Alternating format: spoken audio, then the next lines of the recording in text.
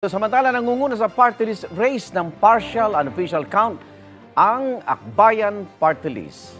At makapanayan po natin sa studio ang kanilang first nominee na si Atty. Chel Diokno. Magandang umaga po, Atty. Diokno. Magandang umaga, Arnold, at lahat ng nanonood at nakikinig. Noong election 2022, isang seat lang po, kung tama po yung record namin, nasa House of Representatives yung Akbayan, isa lang. Pero ngayon 2025, dahil kayo po nasa top, baka posible 3 seats kayo. Maari. Okay. Bukod po sa inyo, sino po ba yung dalawa pa?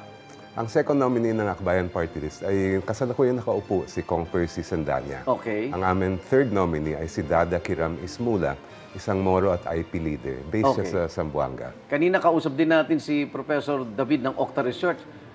Ang babaho ng rating ng Akbayan sa kanilang mga survey.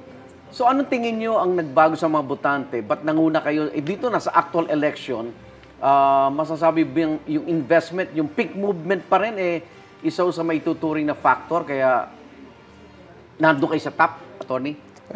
Malamang kasama rin yon, pero sa tingin ko yung isang kailangan ma-measure na factor ay pabata ng pabata ang voting population natin. Okay. Yung mga Gen Z daw, according to the numbers na nakita ko, dati ay 11% lang sila ng voting population. Ay ngayon, over 20%. Baka nasa mga 20+% sila.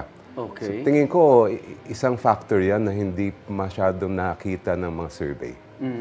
Sa strategy nyo, may nag-iba ho ba dito sa 25 election natin? May binago kayo? Wala naman. Actually, ganun din naman yung takbo ng kampanya. Pero siyempre, may connection ako sa mga kabataan dito sa atin. Kaya, finokus din namin ang youth. Kasi alam namin na marami silang botante. Okay. 3 seats sa Congress, minority bloc na ho siguro yan. Makikipag-alyansa ba kayo sa iba pa, Atty. Diokno? Okay, kailangan. Mahalagang bagay yan at kasama sa Kongreso, sa pag-upo sa Kongreso, yung pakikipag-coalition sa iba. Pero siyempre, that's something that has to be done very carefully. Okay. Nag-usap na ba kayong 3 nominado kung ano ba yung magiging focus ng mga issue ninyo, ano yung tututukan ninyo?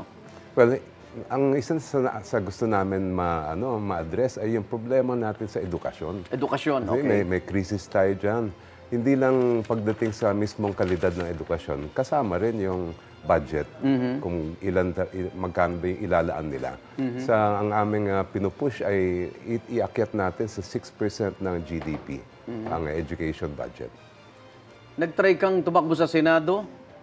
Ngayon naman ito, party list.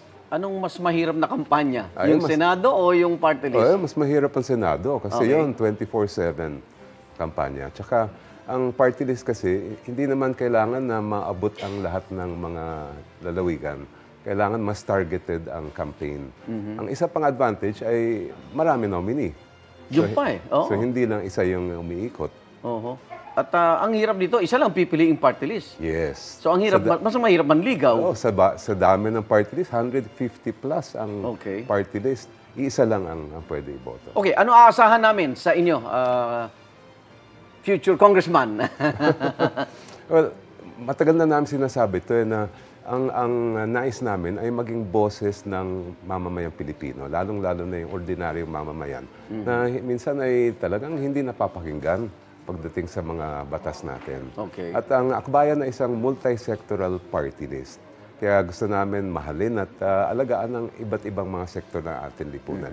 Nandyan yung ating mga manggagawa, ang youth, mga mangingisda, mga magsasaka, at iba pa. And meron kaming program sa bawat sektor. Okay. Pagdating sa electoral process, anong plano nyo sa 2028 ang Akbayan? Ay, tuloy pa rin ang aming paglilingkod. Tatakbo ka ba uli, Senador? Ay, titingnan pa natin yan. Masyado naman maaga yan, Art. Nagpapadali, ano? Ay, naku, maraming salamat, Atty. Chel Diokno. Congratulations sa Akbayan Party List at patuloy kami magbabantay sa mga binitawang niyong pangako at tutulong para sa ating mga kababayan. Ingat po kayo. Thank you. Igan, mauna ka sa mga balita, mag-subscribe na sa GMA Integrated News sa YouTube para sa iba't ibang ulat sa ating bansa.